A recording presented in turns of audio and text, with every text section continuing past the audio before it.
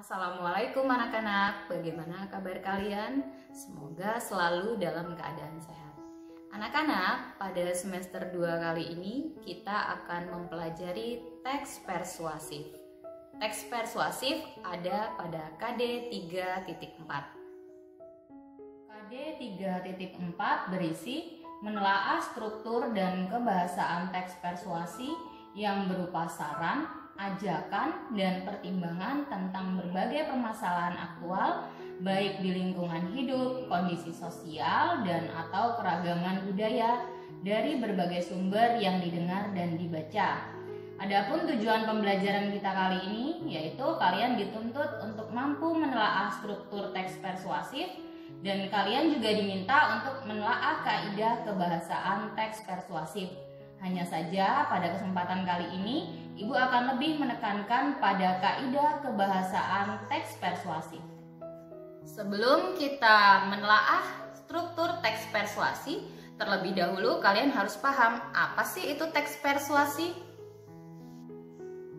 Teks persuasi adalah teks yang isinya berupa ajakan atau membujuk pembacanya agar melakukan atau mengikuti apa yang penulis ungkapkan di dalam paragraf. Tujuannya sudah sangat jelas anak-anak, pastinya untuk membujuk atau mempengaruhi pembacanya sehingga dia mempercayai dan melakukan apa yang penulis sampaikan di dalam teks tersebut. Untuk lebih jelasnya, perhatikan contoh teks persuasif berikut yang berjudul Belajar Bukanlah Kewajiban. Dari teks ini, kita dapat simpulkan bahwa sebaliknya kita menjadikan belajar itu sebagai suatu kebutuhan, bukan sebagai kewajiban. Jelas sekali di sini bahwa penulis ingin meyakinkan, ingin membujuk, dan ingin mengajak pembacanya agar ia menjadikan belajar sebagai suatu kebutuhan. Maka dapat disimpulkan bahwa teks ini merupakan salah satu contoh teks persuasif. Bagaimana? Sudah paham kan apa itu teks persuasi? Sekarang kita masuk kepada kebahasaan teks persuasi. Hari ini ada 6 kebahasaan teks persuasi yang akan kita pelajari.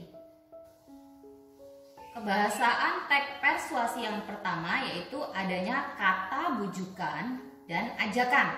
Contoh, mari belajar dengan baik. Untuk contoh ajakan. Untuk bujukan, pasien yang akan masuk ke rumah sakit daya hendaknya berpikir sebelum memutuskan untuk berobat di rumah sakit tersebut.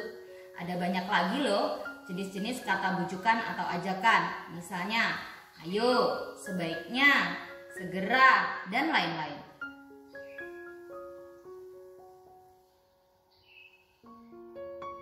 Kebahasaan teks persuasif yang kedua yaitu adanya pendapat dan fakta.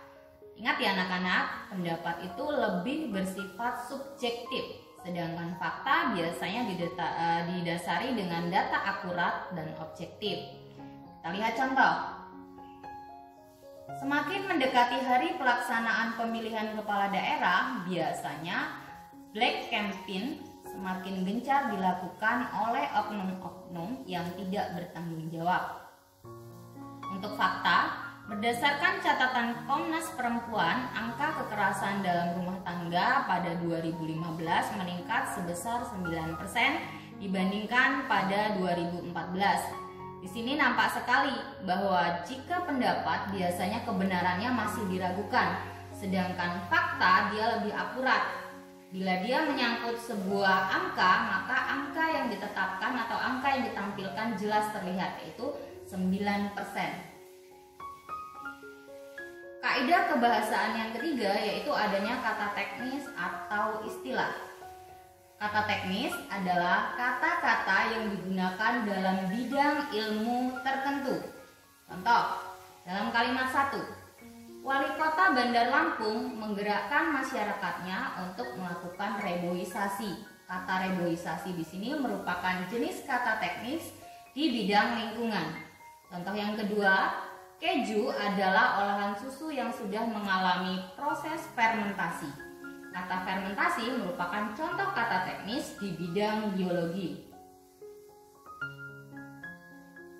Kaidah kebahasaan berikutnya yaitu konjungsi kausalitas atau sebab.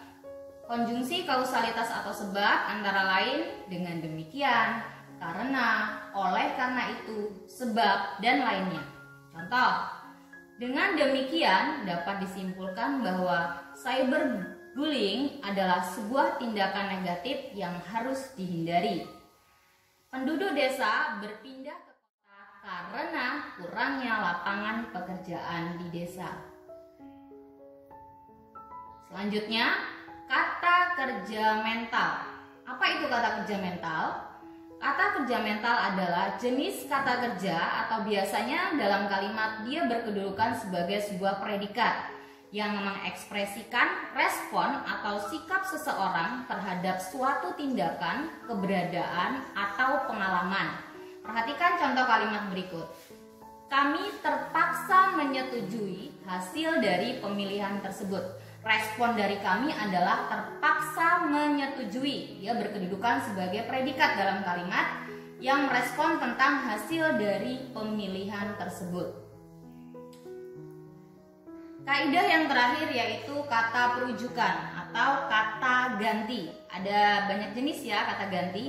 Ada kata ganti orang, ada kata ganti penunjuk. Contoh, Seoul adalah ibu kota Korea Selatan. Di sana terdapat bangunan Gyeongbokgung Place yang merupakan tempat bersejarah sejak dinasti Joseon. Kata di sana merupakan kata pengganti atau kata rujukan untuk Seoul. Yang kedua yaitu banyak mengonsumsi buah dan sayur sangat baik untuk kesehatan.